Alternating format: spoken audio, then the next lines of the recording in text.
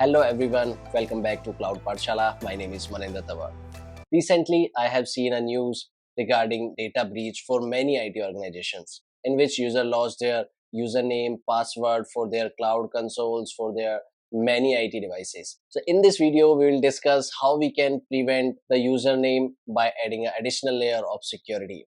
So no one can use the credentials of any user and cannot authenticate easily in their cloud console. We will discuss about multi-factor authentication, which will add an additional security layer on username. Whenever a user will try to log in their console, they have to first put their username and password, but username and passwords are not enough to authenticate. They need to authenticate by one additional method. Either they have to use their mobile OTP or any kind of authenticator which is installed in their mobile phone. Let's see how we can enable the multi-factor authentication for users. Let's get started.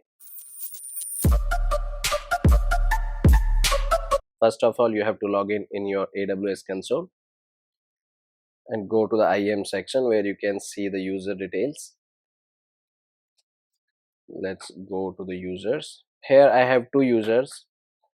One is Cloud Pathshala, another one is Terraform. So we'll see how we can enable the MFA for one user. Here you have to go into the users. Under users, you will find a security credentials. Under security credential options, you can see like multi-factor authentication option. So first we have to assign a MFA device. You can give the name for MFA device what you are assigning here. Let's go next.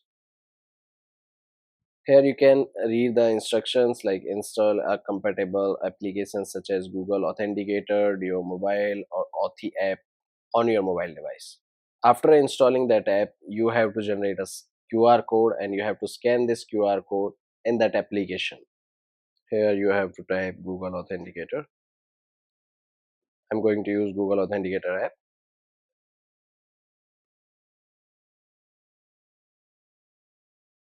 Okay, it is installed. You have to scan the QR code in this.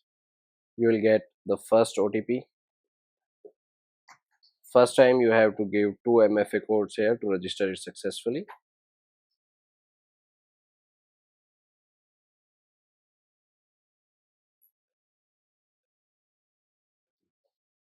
Use the second code as well.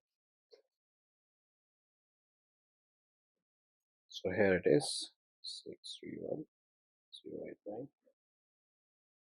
add MFA and we are done. Okay, let's log in with the user.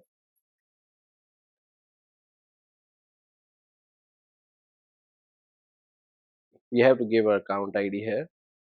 Click on next. Username was Cloud Pathshala and you have to mention your password here. Here we have to provide a MFA code. Go to your application